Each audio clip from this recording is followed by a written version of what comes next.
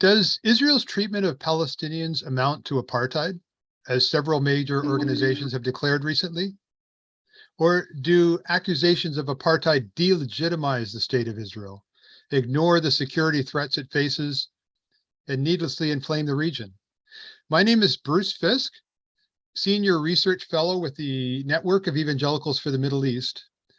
Welcome to part one of a two-part series. We're asking, why is Israel being accused of apartheid? And why is this accusation so polarizing? What realities on the ground in the Holy Land are giving rise to this charge? And maybe most importantly, how should Christians respond as non-partisan agents who oppose oppression and support a just, sustainable peace? We Christians take ourselves very seriously, don't we? We speak for God sometimes. We tend to see the world in black and white, good and evil. Sometimes we prefer winning arguments over listening carefully. So our goal today is to clarify some burning questions and to hear answers from several viewpoints, but we won't resolve all the issues today. We won't agree. We're going to put down our swords and listen to one another. In the second webinar, a week from today on November 10th, we'll ask more pointedly how Christians might respond. We want to inspire you to dig deeper into these questions, to engage with others in the conversation without name calling, without hostility. Becca? Yes, thank you, Bruce. My name is Becca Tyvel, and I'm a part of the Network of Evangelicals for the Middle East on the leadership team. And I work with Peace Catalyst International and have spent time trying to help Christians in my circles to understand and connect and collaborate with their diverse neighbors for peace, including towards a holistic and just peace in the Holy Land. The Network of Evangelicals for the Middle East is a coalition of evangelical pastors, scholars, leaders, and lay people who are working towards a just, sustainable Middle East peace and exploring how evangelicals can help rather than hinder that cause. Almost all questions about Israel are divisive and polarizing. Questions about Israel and apartheid provoke strong reactions, but that doesn't mean that we can't be civil, listen thoughtfully, and engage respectfully. If you do have questions during this conversation, please use the Q&A function, and you can go ahead and write and post your questions there. Just any honest questions that you have for our panelists. No need for sermons or rants, but any honest questions that you have about this conversation for our panelists, and we'll highlight as many of them as we can. So today we are honored to be joined by three distinguished guests from diverse backgrounds.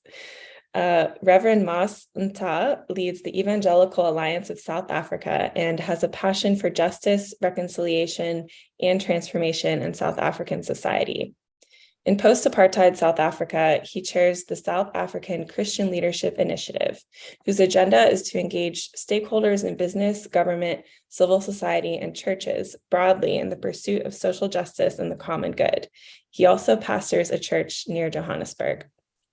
Sam Bahour is a Palestinian-American entrepreneur who knows the Palestinian economy better than anyone. Born in Ohio, now based in Ramallah, Sam is active in Palestinian civil society. He welcomes international delegations, travels the globe, and publishes frequently on Palestinian affairs in major media outlets, including The Guardian, The New York Times, Haaretz, and The Wall Street Journal, and blogs on ePalestine and Open Democracy. Michael Brown is the founder and president of Ask Dr. Brown Ministries and Fire School of Ministry. His PhD in Near Eastern Languages and Literatures is from New York University. Dr. Brown has served as a visiting professor at various evangelical seminaries, contributed to numerous books, including the Theological Dictionary of the Old Testament, and published over 2,000 syndicated op-ed articles in Newsweek, Haaretz, and elsewhere. And I will hand it back over to Bruce. Yeah, before we engage our panelists, let me put a few points on a timeline. Apartheid as a formal legal system of racialized segregation began in South Africa in 1948. 1973, the UN defined apartheid. In 1975, the UN formally declared Zionism, or at least the Zionism that was behind Israeli law, to be a form of racial discrimination. Many of Israel's supporters at that time read that resolution as insulting, even anti-Semitic. That UN declaration was rescinded or revoked in 1991. But a year earlier, in 1990, the long imprisoned Nelson Mandela was a free man. A year later, South Africa repealed its apartheid laws, and by 1994, Mandela was South Africa's president. 2002, the Rome Statute that created the International Criminal Court defined apartheid, and this is a quote, as inhuman acts committed in order to establish and maintain domination by one racial group of persons over any other racial group of persons and systematically oppressing them. So that statute listed apartheid as one of 11 crimes against humanity.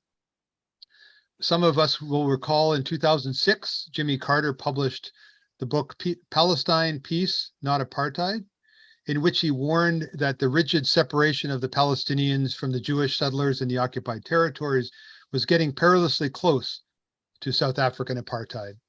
Yitzhak Rabin said something similar, as did Ehud Barak, Ehud Olmert, John Kerry.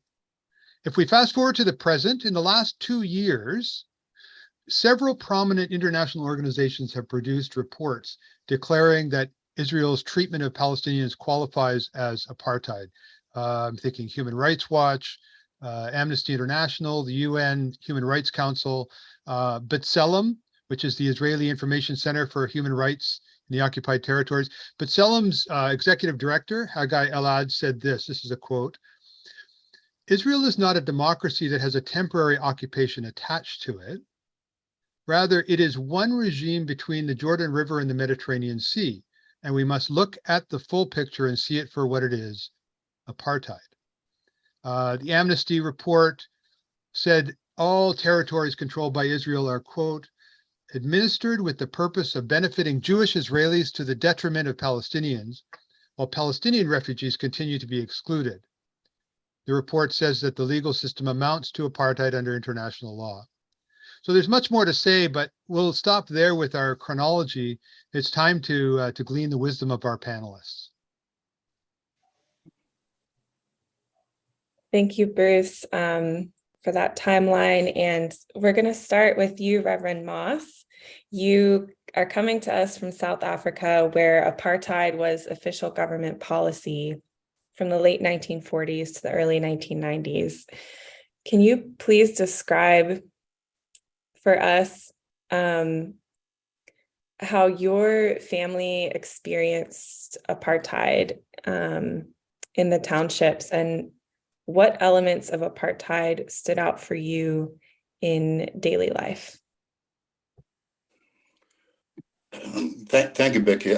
Yeah, for me and my family, the apartheid manifested in this way, that our communities, we call them townships, they were separated according to race. So you had black communities that on the one side and the white communities that were on the other side. And all of that separation extended to everything that mattered, such as education, such as church, such as business and commerce. If you were black, for example, there would be certain jobs that you couldn't do on account of the fact that you're black. I, for example, wanted to be an engineer.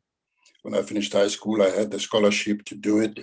I applied at a local university, and I was told it was not possible for a black person to register for engineering at the university called the Witwatersrand University. So that was a general case. So economic exclusion characterized apartheid, so that you had built-in inequalities between white and black. And all of that was entrenched in law. So there was a constitutional entrenchment of all of these things. So my family then experienced that marginalization in South African society in that way. Mm. And added to that was also a very strong military and police service that determined that it was the only way to keep that order in place was to act swiftly and brutally against anyone that sought to rebel against that order. Mm. Yeah, thank you. Thank you for sharing. I'm curious, Reverend, do you see parallels between apartheid in South Africa and the situation in Israel-Palestine? And does Israel's defense of its policies recall to you how the government of South Africa defended apartheid, or are they quite different? And what major contrasts do you perceive between the two situations? I've been to Israel, Palestine several times, probably 10 times. And every time it's almost like being re-traumatized by the situation that I find in Palestine, Israel. You can't miss it if you have an experience of apartheid. When you enter that space, it just brings back those memories. So, for example, forced removals is one feature of apartheid that was very brutal and repressed and implemented across the country, where communities were moved to one side, to about 13% of the land space in South Africa, and the rest of that land was reserved for white people. So when you go to Israel and Palestine, you find the same kind of arrangement where forced removals are a daily occurrence, where there's land grab, where there is a justification in law for doing that. And so in South Africa, that's the thing. You couldn't go to court and contest the fact that your family is being asked to move. You know, in 1912, for example, it's many South Africans who owned land woke up the day after to find that their land was no longer theirs. It was legislated to be a white territory. And so people found themselves homeless in that way. And so these features are very easy to see in Israel, Palestine. And so that's why a growing number of us who've been there are convinced that this is apartheid. Thank you. Let's turn to Sam Bahour and bring him into the discussion. Sam, some would say that apartheid is replacing occupation as the analytical framework for the critique of Israel. Do you see the term apartheid as helpful for illuminating the facts on the ground in Israel-Palestine, or does the term derail the conversation and distract attention from more important issues? Thank you for the question. Thank you for hosting us. It's a pleasure to be with everyone. First, I think we need to agree that it's not an issue of semantics. It's not which word applies better, so it's easier on people's ears to understand. What we have here is a multi-layered oppression of Palestinians over the last 7 decades, starting with dispossession of 3/4 of the population, Palestinian Muslims and Christians, when Israel was created, which created our first cohort of refugees. And then you have these 55 years of military occupation and many violations of international law in between. Over time, with the accumulation of these violations of international law and our human rights, the situation has taken on different characteristics. The military occupation is one that is abundantly clear in the international discourse, whether it's hundreds of General Assembly resolutions, dozens of Security Council resolutions, dozens of Human Rights Council resolutions. Basically, the entire world acknowledges that this is a military occupation intended to end, because occupations are temporary by definition. When the human rights, the mainstream human rights organizations around the world and in Israel produced reports during the last 2 years to classify this as apartheid, I don't think the meaning was to replace military occupation with the state of apartheid. What they were very precise in saying in their reports, if we read the reports, is that, as you noted in your introduction, apartheid today actually has nothing to do with South Africa, even though it may have been the source of the wording that and the experience. But today, it is a codified law in international law. You can read it and I can read it and have our opinion if the state of affairs here in Palestine apply to it or not. These mainstream human rights organizations have been clear that Israel has passed the threshold and is violating the crime of apartheid. That's a crime. It's something that you hold someone responsible for. The military occupation is a state of affairs.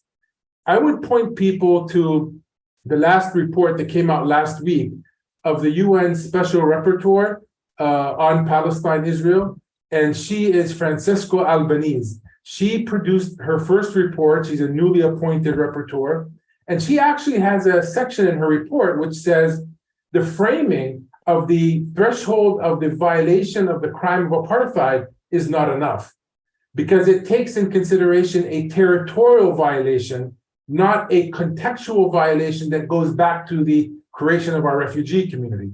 So we need to be clear that there's different layers here. Some are a crime, some are a state of affairs, and we shouldn't contemplate between them. And again, it's not semantics. We're talking about legal terminology here. Right, right.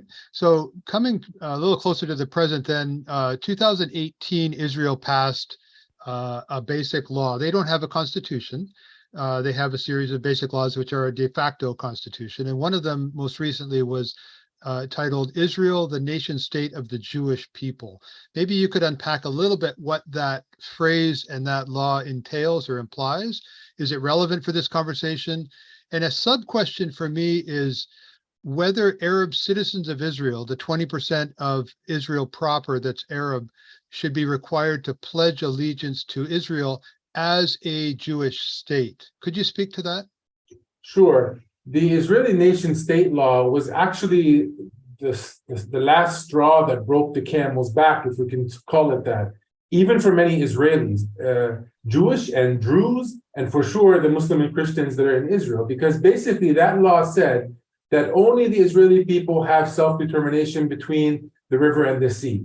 So it basically codified Israeli practice that we've been talking about for decades now, saying that there is no intention to realize another state between the river and the sea. Israel assumes that Israel is actually the entire area of Israel proper in international law and the occupied territory. And the 10 years of the Netanyahu reign in prime ministership, and then all that came after him, and now he's coming back, they have all been very articulate in public by saying there will not be a Palestinian state.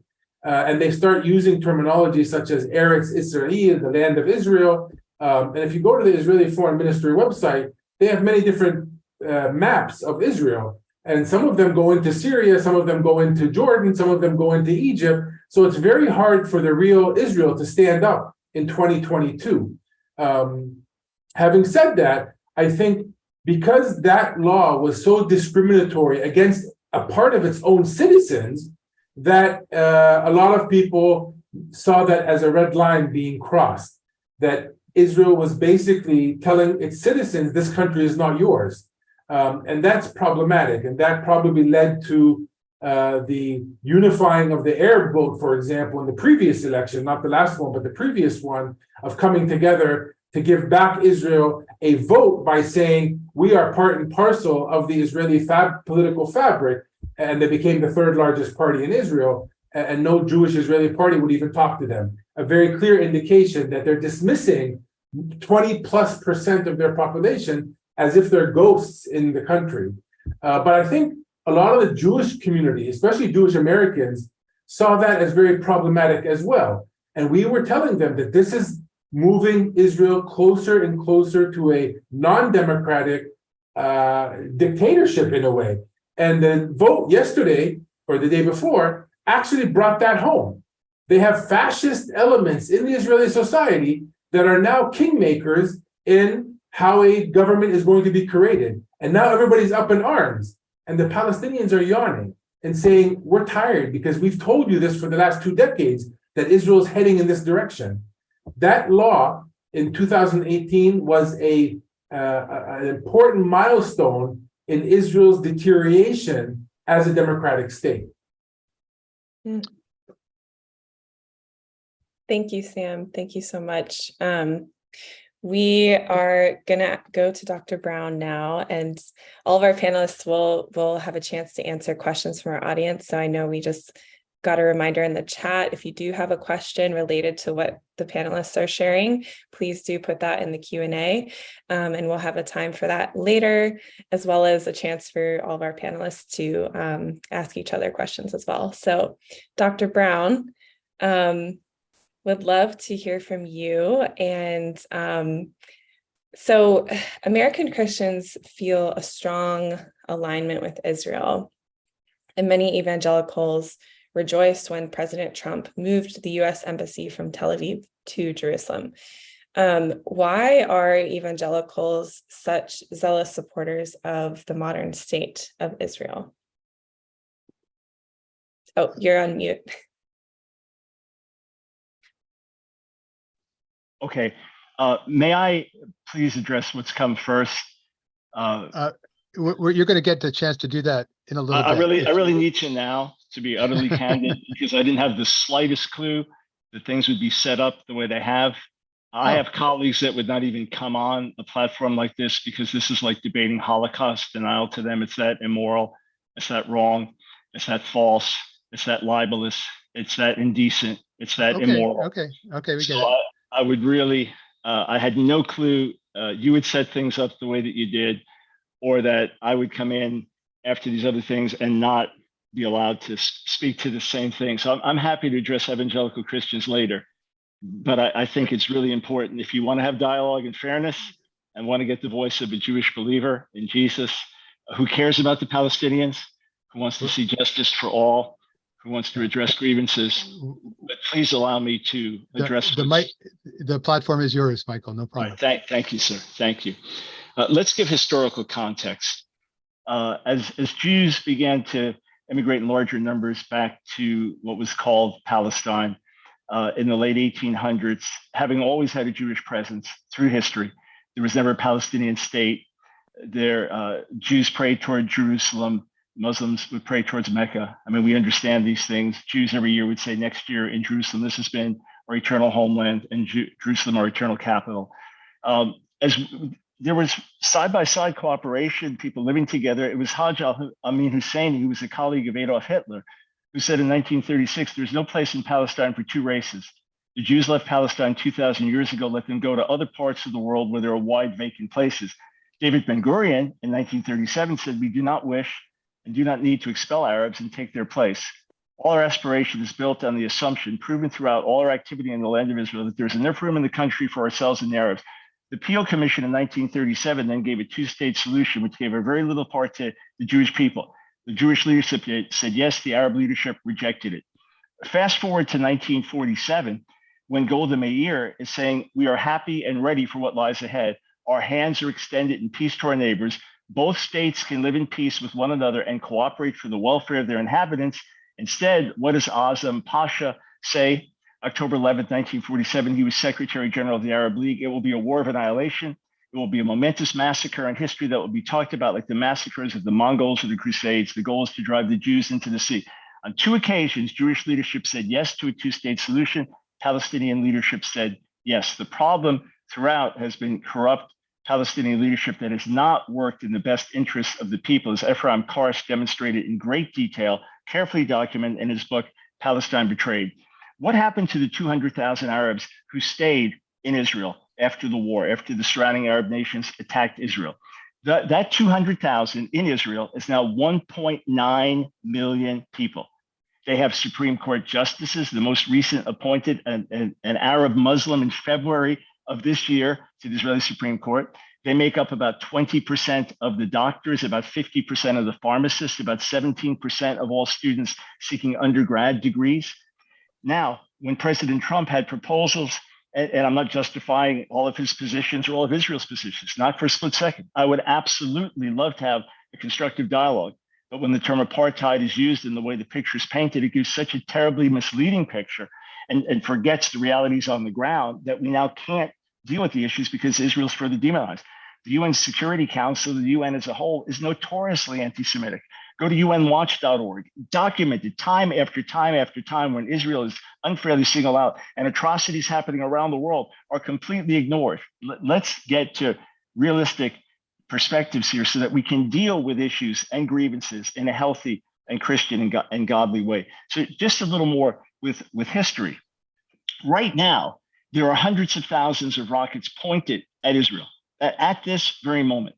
The most recent terrorist attack in Israel, I watched the videos of celebrations among Palestinians. This doesn't represent everybody, okay? But celebrations there as they were handing out candy, celebrating the death of more Israelis. When Israel pulled out of Gaza in 2005, completely pulled out, 100%, it's not Israel's fault that the people there voted Hamas into power. Hamas's slogan from Palestine to the sea, from the river to the sea, Palestine shall be free. In other words, no Jews, no Jews.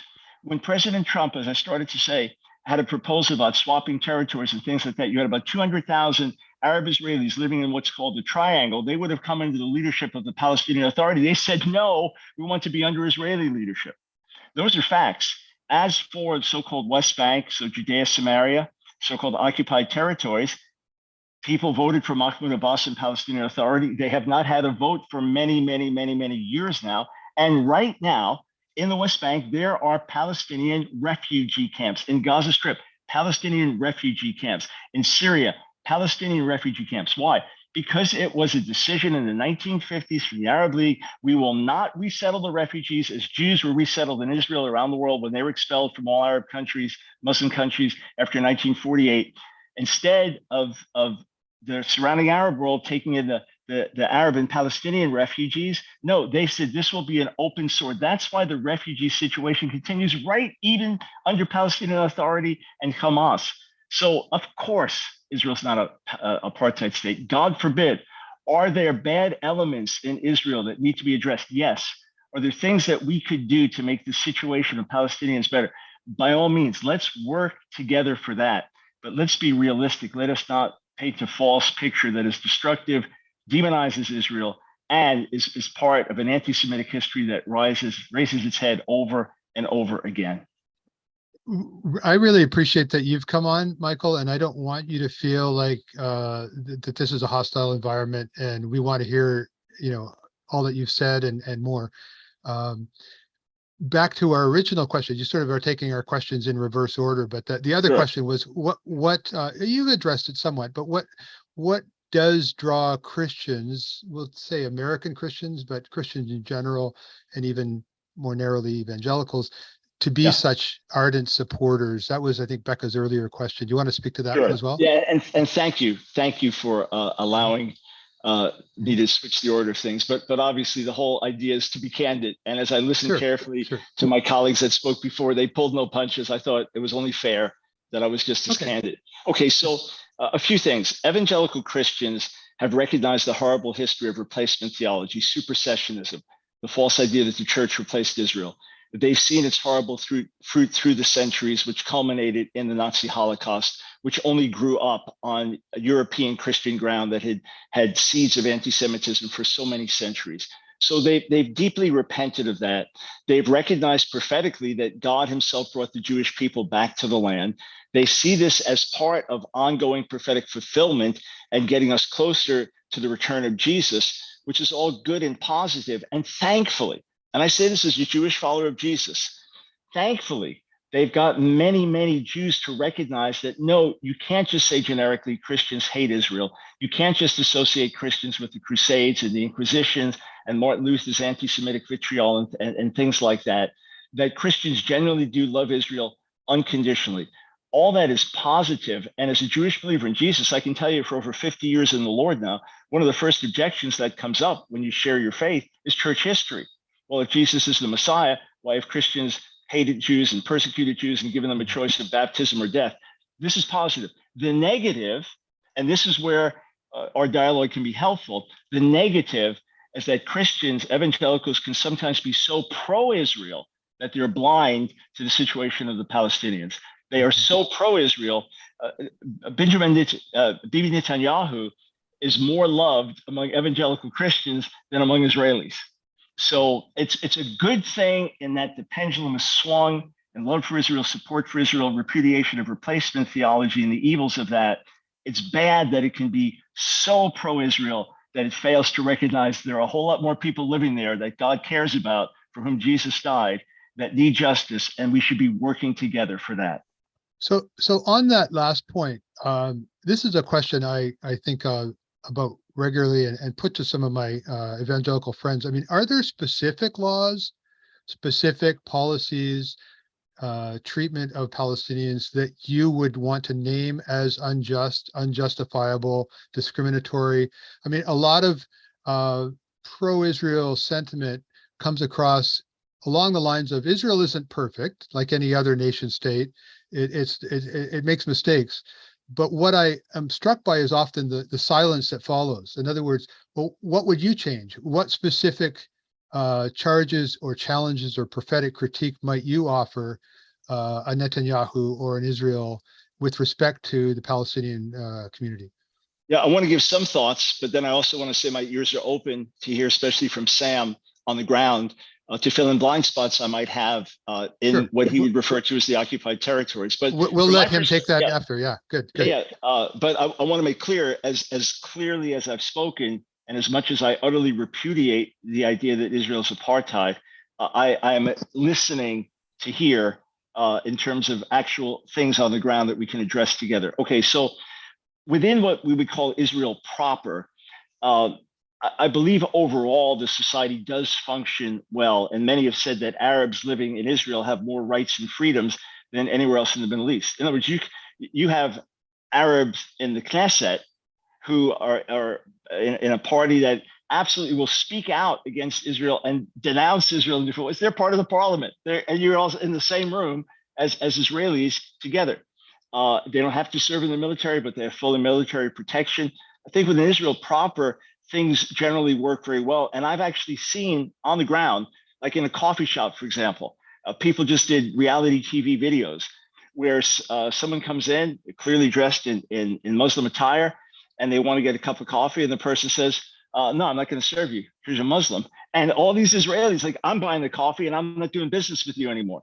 So we've seen that. However, there is an increasingly radical element. As Sam mentioned this, we don't know how it's going to play out yet. Itamar Ben-Gvir and others that have said things in the past that are very worrisome, that are clearly anti-Arab.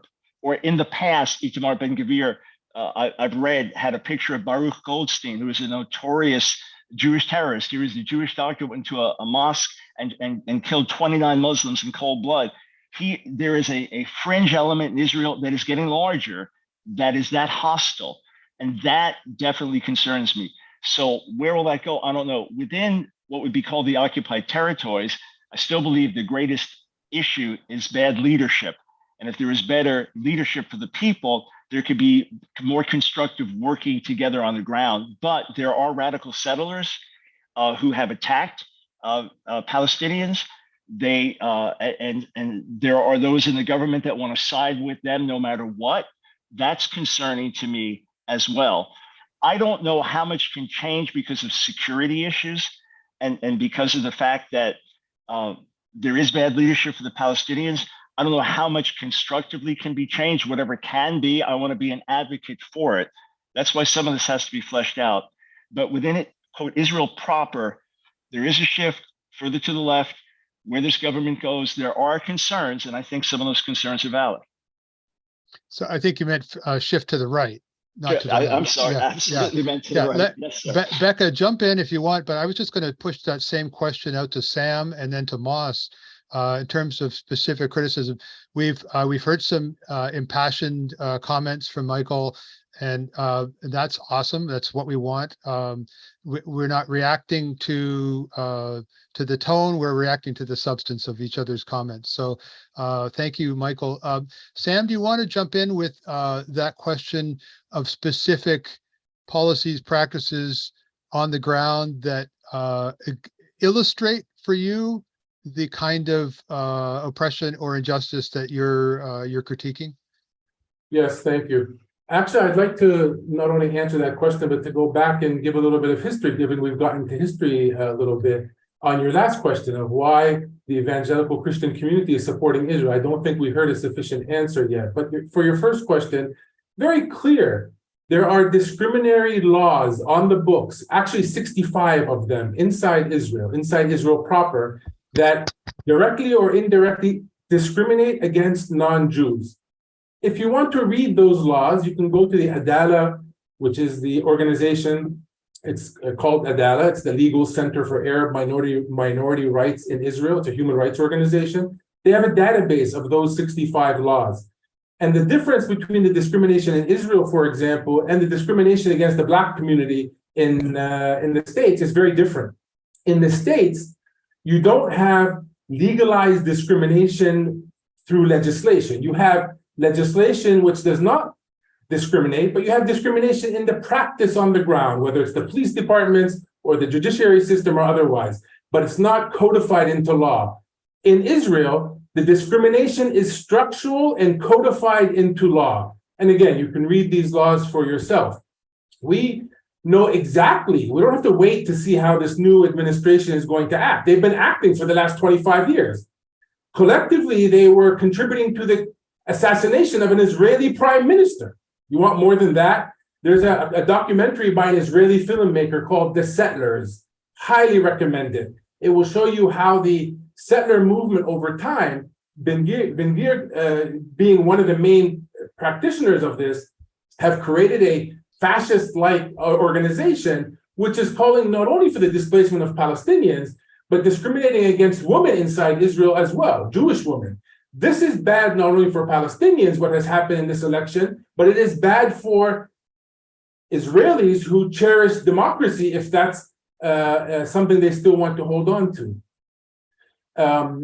Also, we don't have to, there's a lot of pro-Israel Kool-Aid that has been drunk in the world, especially in the US. Today, we're beyond that here. There is a deep understanding of history here. And I would suggest that people read some of the Israeli historians, forget the Palestinian historians. We've been saying this for 40 years, starting with oral history and then documented history. But you have Israeli historians who have 20, 30, 40, 50 years later been given access to the Israeli archives of declassified documents inside Israel. People like Ilan Pape, Adam Ross, Benny Morris, they have documented beyond a reasonable doubt that there was a conscious decision to ethnically cleanse Palestinians from the beginning of the state of Israel all the way through today. These are documents that are clear, they're coming out of the Israeli cabinet and so forth. So I would encourage people to actually read the documents and not the pro-Israeli rhetoric coming out of organizations such as the Israeli Hasbara machine. If you allow me, if I can just take 1 minute to address a little bit about the history. From what I understand, briefly, I'm not a pastor, so excuse my ignorance here, but there's some knowledge which is, I think, known. You asked why evangelicals are supporting the state of Israel in the fashion that they are. I think we need to go back a little bit and look at this. And if you look up Evangelical Christians NPR, they have a whole series, which is amazing, about the background of evangelical Christians, not only as it relates to Palestine, but also as it relates to the US and the Trump base and so forth. You can go back to the early 1800s, where there was an Anglican minister named John Darby, who actually sat and rethought the reading and the reframing of the Bible. And instead of saying that the Christians have to wait for 1,000 years of peace for there to be a second coming, he basically reframed that and said, we have to accept that there's going to be evil in this world, and we have to no longer wait for peace to be able to see Christ to return. This was an inner church rivalry, not something I was privy to or am privy to, but the inner church rivalry was between Protestants and Catholics. We Palestinians had very little to do with that rivalry that was basically a Western rivalry. Long before Jewish practitioners such as Hess and Pinsker and Herzl, who have all been identified as the beginnings, the founders of Zionism, long before that, Christians like Dwight Moody and Schofield and William Eugene Blackstone created a movement calling for Jews to be gathered in Palestine for the sake of the second coming of Christ, in order for all Jews either to convert or to perish, the Armageddon.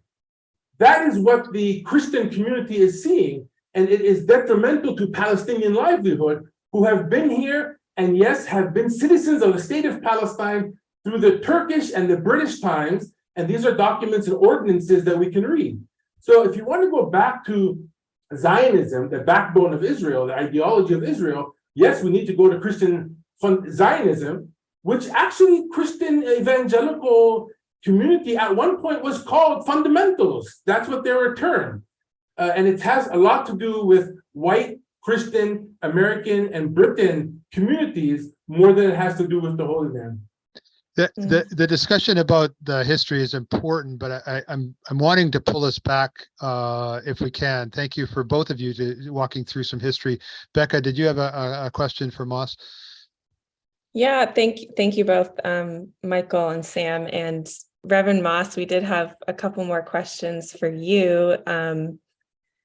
The first question is, well, this is really all one question, but bear with me, it's a little bit wordy. So you've described Israel's establishment as an outgrowth of European imperialism and colonialism. Some would respond that it was rather Europe's crime of genocide that made the state of Israel necessary as a haven for imperiled Jews. So Israel's laws in the land are Israel's way of ensuring that the Holocaust will never happen again, according to that. Is it possible that both of these can be true? Thank you, Becky. I'm not sure that I understand the question. Let me take the last part of it, for example, about the Israel security concerns. I think the policies of Israel, it can be said that all of them have a security agenda. Now, and from where I come as a South African, that was always the rationale for apartheid. It was seen as a way of saying, how do you secure a white minority in South Africa in a continent that's largely black? And so the way they did it was to militarize and to fortify the security of the white minority in South Africa. So when I see that in Israel, I see the same logic that the security agenda is basically there to make sure that these policies that are not morally sustainable should nevertheless be taken forward. Now, as for to what extent Europe is responsible for this, our sense from South Africa obviously has always been that we see in Europe a willingness almost to give Israel a blank check with regard to what happens in the Holy Land. But we do not know whether this is as a result of the guilt of Europe over what happened in the Holocaust, or whether it is because of the history of anti-Semitism that's been there throughout Europe. Well, certainly from Africa and South Africa, and at any rate, there is no anti-Semitism that is at the root of a critique of Israel policies. I normally say that my name is Moses, and my father's name is David. And all of this means that in my own family, the story of Israel is our story. We love Israel. We the heroes of Israel are heroes of, particularly those of us who are Christian. So that our critique of Israel isn't based on anti-Semitism. It is precisely because we love Israel. that we say the policies you are pursuing are going to harm you more than you think. Thank you. Thank you for that. And we also were curious to hear from you. Can you imagine, what would a better future for Israelis and Palestinians look like, and how might we get there? And what wisdom do South African Christians have to offer? But I think firstly to say that it is noteworthy that the last white president of apartheid, F.W. de Klerk, recorded a clip which was to be published after his passing, after his death, in other words, where he reiterated a confession that said that the white minority in South Africa was wrong to have put in place the policies of apartheid. And he was saying that to say that the only way forward for South Africa, and I would suggest that the same also would be true for Israel-Palestine, would be for a one state in which all of these different groupings share a democratic right, where there's no one who is a second-class citizen and so on. Because quite clearly the two-state solution is not working, and it's even from my experience in Palestine, it is undermined by even Israel itself. It is not taking it seriously enough to continue with it. That's why you see more and more settlements encroaching more and more into Palestinian land. So I think that the two-state solution doesn't seem workable. And so for that reason, I think that if Israel is as democratic as the claim has been, it would make sense for them to trust democracy enough to say, let us have a one state where everybody's rights are entrenched and we have a justice for all.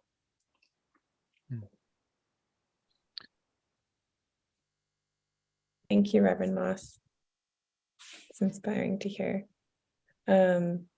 So we have some questions from the audience. We want to encourage you all to keep writing them.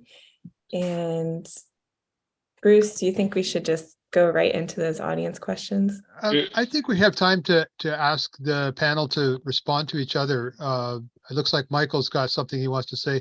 And one of the ways we wanted to approach this to all three of you at this point was to see if you had questions for someone else. So as part of this engagement and listening exercise. So Michael, maybe you have a comment, and then maybe you could pose a question to either Reverend Moss or to Sam. Yeah, sure. I thought we were just going around. Each one got to respond a couple of times, so I got left out of that loop. So just wanted to join us. Yeah, go for Thanks. I'm again sitting here kind of shocked by the retelling of history. Fundamentalists. But why were we called fundamentalists? Because we held to the fundamentals of the faith. It then became a libel. To blame all this on dispensationalism and then to make it a white thing is bizarre. For hundreds of years, there were Christians, the Puritans, well before Darby ever existed, who recognized God's eternal purposes for the Jewish people. To downplay anti-Semitism or security issues, please, the Holocaust wiped out 2 out of every 3 Jews in Europe. In Poland, the largest community, 3.3 million Jews, 3 million slaughtered. And to say we have one homeland in the entire world, surrounded by basically initially all hostile Muslim nations who wanted to destroy Israel, to downplay the importance of security to this second is to completely misunderstand the history and reality on the ground. Also, in retelling of stories, Ilan Pappé is a propagandist. Other scholars have rejected his work. Benny Morris has called some of his work appalling. Read, I cited Palestine Betrayed by Ephraim Carr. She wrote this after they were able to get into the archives. To even suggest ethnic cleansing is the utter lie. But let me repeat, the 200,000 Arabs who said, we will stay in Israel and this will be our home, they are now 1.9 million people with full rights in the country. How on earth can anyone call that ethnic cleansing?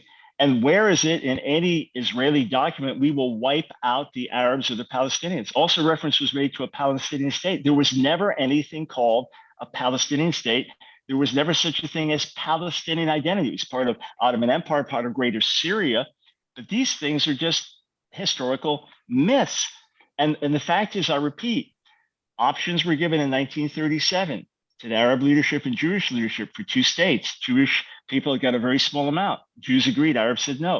1947, UN, same thing. Two states. Now with Jews having more Arabs, less than they would the first time, but still much better situation than the present. Arab leadership refused. They were going to destroy the Jewish people. Oslo Accords. This would have done great things again to improve the quality of life for Palestinians. What happens as a result? Yasser Arafat launches attacks on Israel after agreeing to it. This is history. The fact that, I repeat, you have Palestinian refugee camps within Palestinian Authority, the West Bank, within Gaza Strip, within Syria, within Lebanon, within other Arab countries or territories. This is telling you that there has been no effort to resettle refugees. During war, there were crises. And as the surrounding nations attacked Israel, it created a war, all right? And there are casualties on all sides. And now refugees, about 800,000 Jewish refugees kicked out of surrounding nations. What happens to them? The great majority take refuge in Israel. Others absorbed in other parts of the world, other Jews, all right? And this is right after the Holocaust. What happened to the Arab refugees?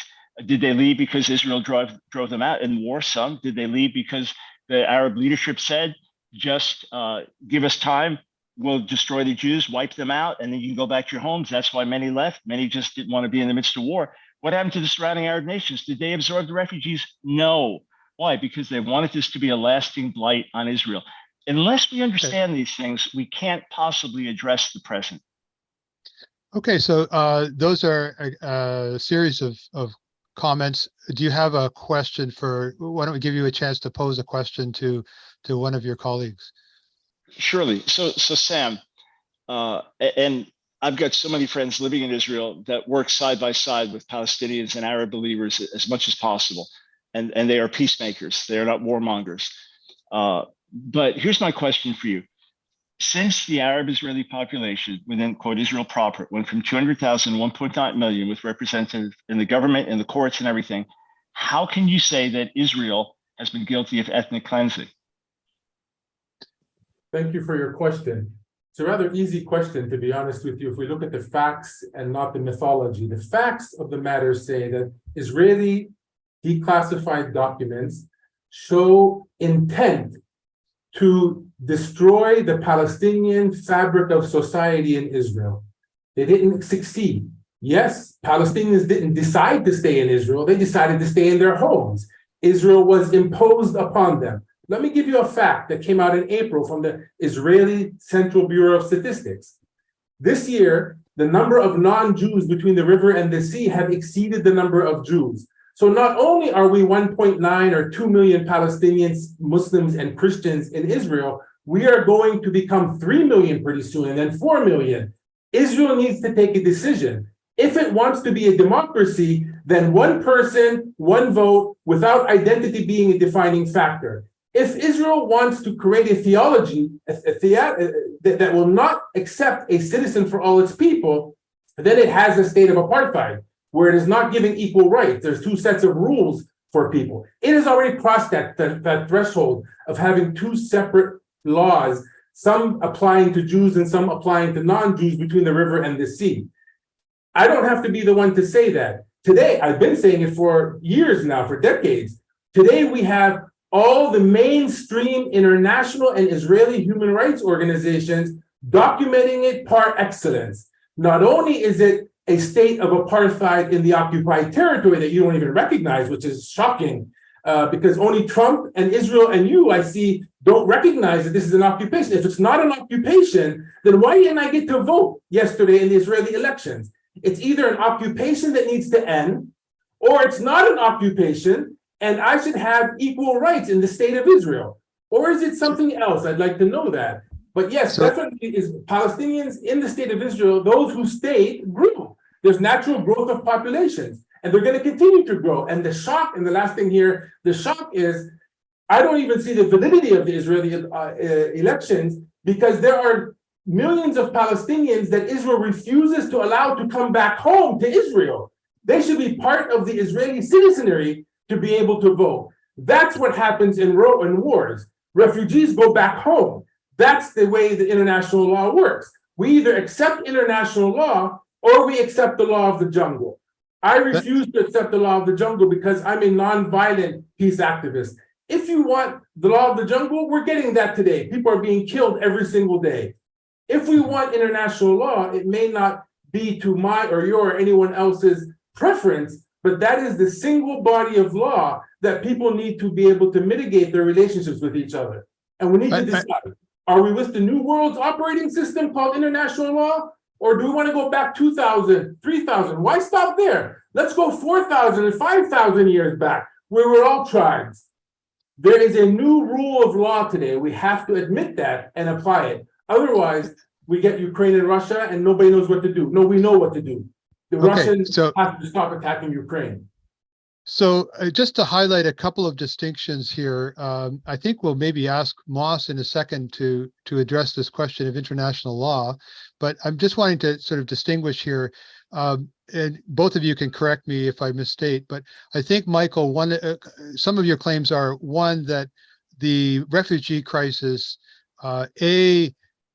is more a fog of war situation than some kind of intentional attempt on the part of the Zionist militias and so on to push as many Palestinians out of the land as possible. And secondly, you're saying that the Palestinian crisis has been weaponized by the surrounding Arab states who have their own agendas and are not interested in solving the problem. It's kind of a pawn or a tool in their tool pouch. And then Sam is saying, no, the refugee crisis was driven by intent. And he wants to argue that the Zionist project, however much back and forth there was, ultimately the dominant force in the early Zionist agenda was maximum territory with minimum demography. So there's a fundamental difference there. And then Sam at the end made the point that displaced refugees should be allowed to return. After we hear from Moss, maybe Michael, you want to speak to the question of return. It's one thing to say you were pushed out, you fled during the fog of war at gunpoint, at the encouragement of your leaders or what have you. But once the guns stopped firing in 1949 and subsequently, do you support repatriation of Palestinians to lands that they lost in Israel proper? Hold that thought. But Moss, do you want to speak to the question of international law and how it relates here? Some people dismiss international law as irrelevant. Others, bank on it. How do you see it from your international perspective? I think that it would be a sad day if we didn't give any value to international law, because all of these things, you mentioned the Rome Statute, that took apartheid and extracted principles that made apartheid the crime against humanity that it is. And according to those principles, internationally accepted in that way, Israel falls short of being a proper democracy, that it is an apartheid state. And so I think international law is a very important tool that it is very sad that Israel routinely dismisses international law, international players, international organizations like the UN, and calls them anti-Semitic, and to the point that it is no longer possible to be constructively engaged in the criticism of Israeli policies without being called anti-Semitic. So my sense is that the international community ought to accompany Israel in the discovery of the fact of the era of the policies that they are implementing, and hopefully help them to get to a place where there is a democracy that is justice for all. As far as we know, Israel has denies people a right of return, and claims that the refugees should be integrated in those countries where they were forced to flee.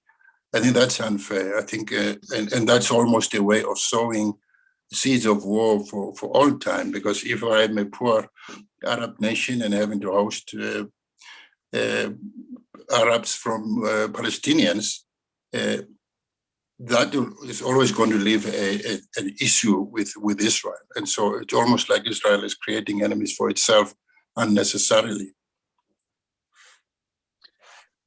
Michael, do you want to speak? Thank you. Do you want to speak to Yes. the issue of the right of return or the question of return? Obviously, Jews from anywhere around the world can make Aliyah and become citizens pretty much on arrival at Ben Gurion.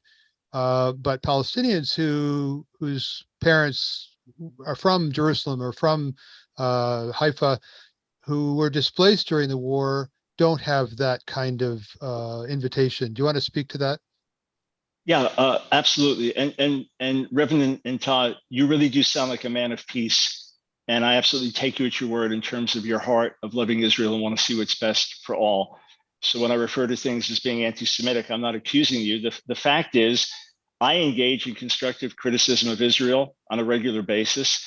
And everyone that I know that loves Israel is happy to do that. There's a difference between that and the demonizing of Israel, the delegitimizing of Israel, which is anti-Semitic.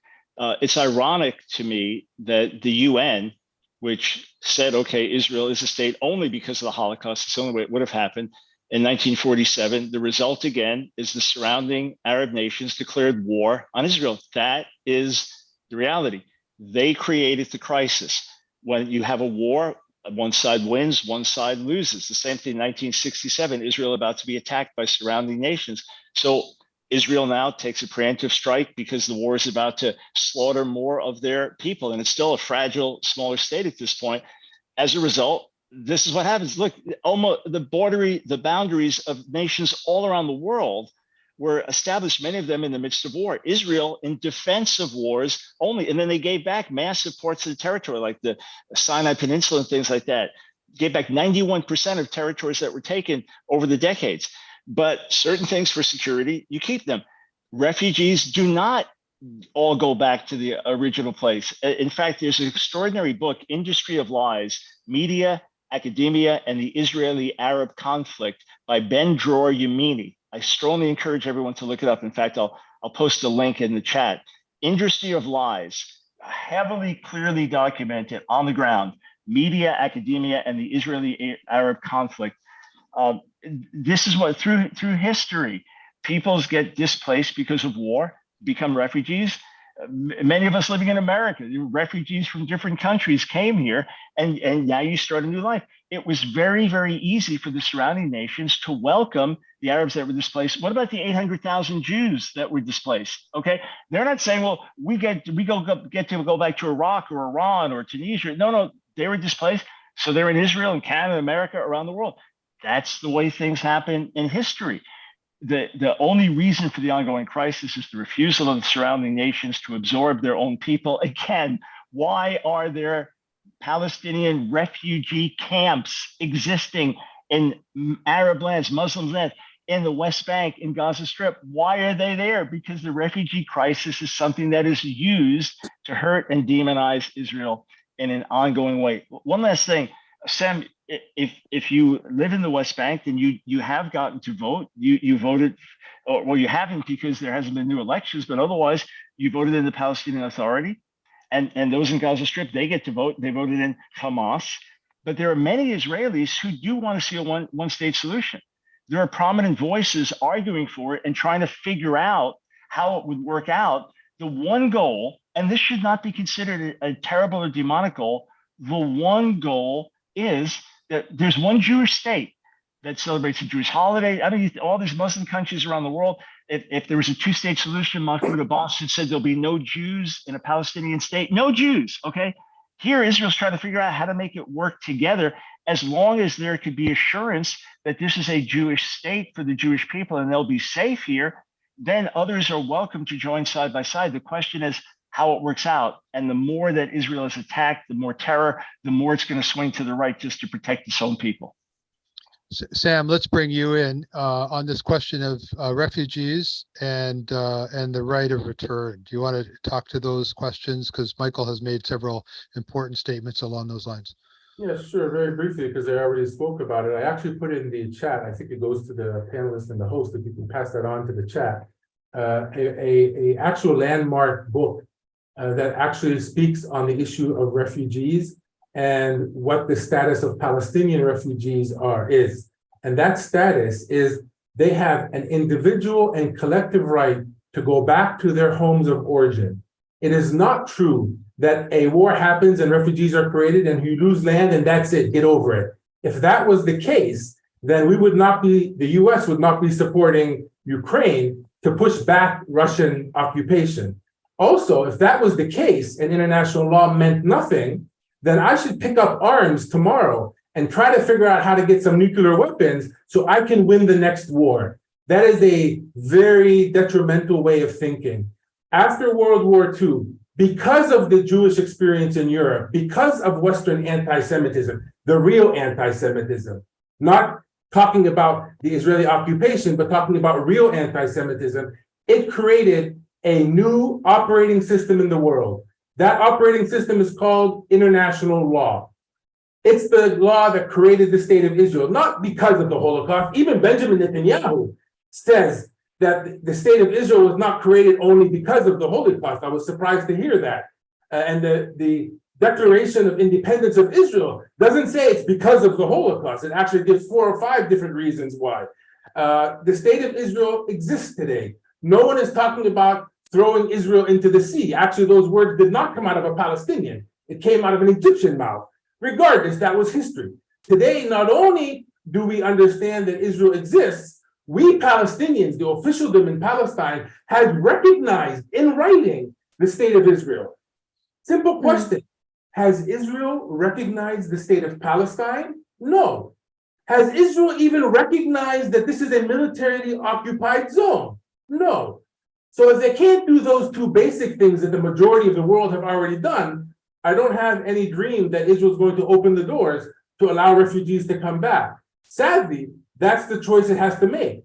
Either to open the doors and allow Palestinians to return as its commitment to the UN when it was made a state, that it would allow Resolution 194 to be applied, or one day the refugees will knock that door down and come home. There is no place for them to go, and that's why they're sitting in refugee camps, because this is not their home. Ramallah is not the home of a Tel Aviv-based refugee. South Lebanon is not the home of a refugee that came from the Galilee. Their home is currently blocked from their return, and that is the internationally non-negotiable right that they have to go back home. Israel will do itself well to figure out how to absorb those refugees sooner rather than later. And not all the refugees are from Israel. When we say refugees, we mean refugees from the 1967 occupation as well. And we also have not refugees, but diaspora Palestinians that are not allowed to come back to the West Bank. So the issue definitely is ethnic cleansing. The issue is definitely persecution of Palestinians. Otherwise, why can't a Palestinian in New York who wants to come back to his home in Ramallah not come back? Good question. But I think given the time, I think we have 6 minutes left. Becca, do you want to pose some questions from the audience for Sure. someone in particular? I have a question for Reverend Moss, if I may. Sorry? I have a question for Reverend Moss, if I may. Okay, why don't you pose it, and then Becca, you throw out a couple of questions as well, and then we'll see where it all fits together. Go ahead. Okay. My question is, in South Africa, the ANC had adopted armed struggle, which is a valid way to address an occupier or someone that is oppressing you. And then it switched more towards a nonviolent kind of boycott, divestment, sanction effort. Can you speak just briefly about how that transition took place within the community? Because that's a huge shift. It's one that we're going through right now. And the majority of Palestinians, of course, don't follow armed struggle. The majority of Palestinians are engaged in nonviolent resistance. But that's a difficult transition. I was just wondering if you could say something towards that. Before you do, Becca? Yeah, this question is very different. But Go ahead. Let's get a few on the table.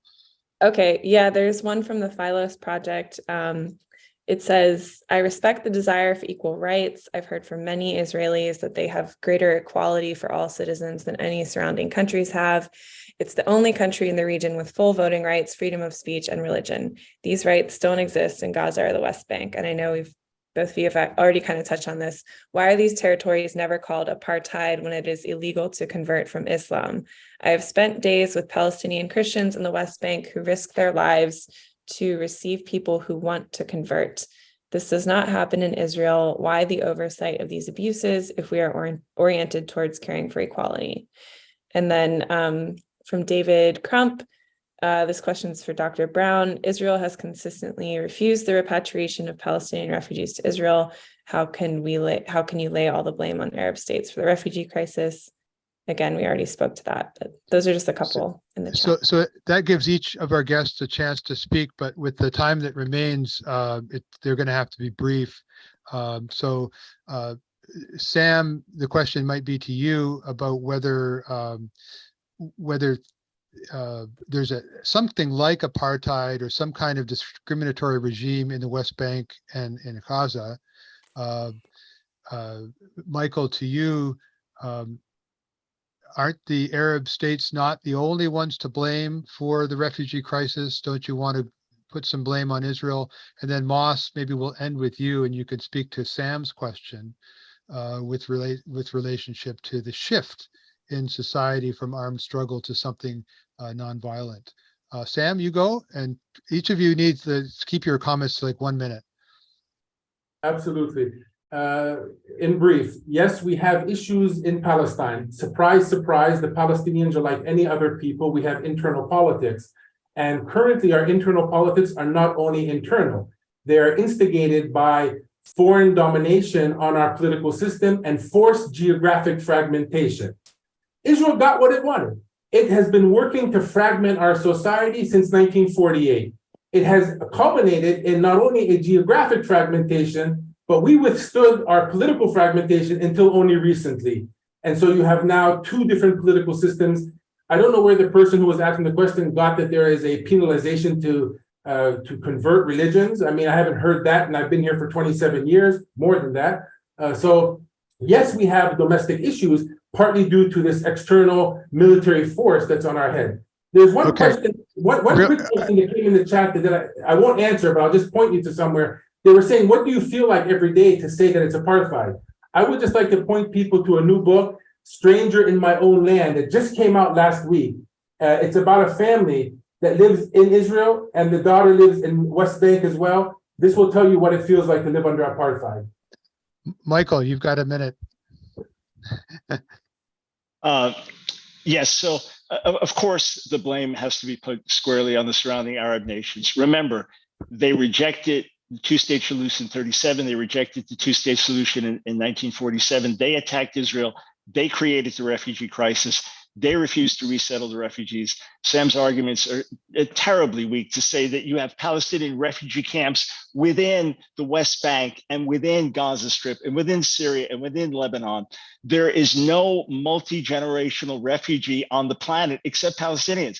Every other situation, people get absorbed and it resolves itself. And as for international law, look at some of the links that I posted about the extraordinary, shocking bias of anti-Semitism in the UN. I mean, documented clearly, undeniable. And then on top of that, let us not forget that a Muslim in Israel who converts to Christianity, no problem. You do it in Gaza Strip, you die. Let's not forget, and this is not something I'm proud of, you have a gay pride march in the heart of Israel, all right? You do the same in Gaza Strip or Palestinian under Palestinian Authority, you're a dead person. Israel affords more rights and privileges to their Arabs than any other surrounding nation. Look into it. These are facts. You might have a harder time pressing the point that the community is anti-Semitic if you were basing the argument on B'Tselem's report, the Israeli Information Center for the Occupied Territories, obviously run principally by Jews. Well, Jews, Israeli Jews are the most self-critical of anyone on the planet. It's a very free society, but they do represent a fringe left-wing view. Shall I quote all the Palestinians that would categorically disagree with Sam, and Palestinian Christians who have actually been physically attacked by other Palestinians for daring to stand with Israel? So there's criticism on each side. In Israel, you can do it publicly with no problem. You do it where Sam lives, and you're in big trouble. Let's turn to Moss, and do you want to speak to the story that you've lived through? Thank you, Bruce. About the matter of sanctions, in the end, this is by the admission of the apartheid regime.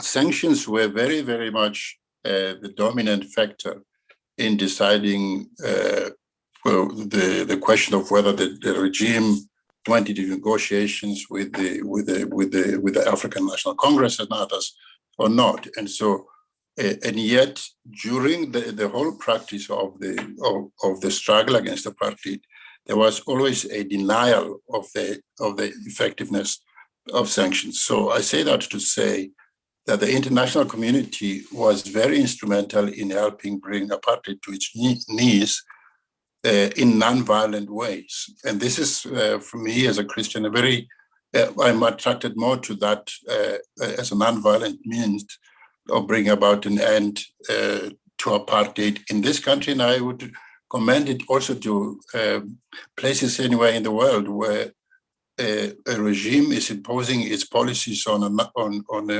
unwilling society, such as we have in Israel, Palestine.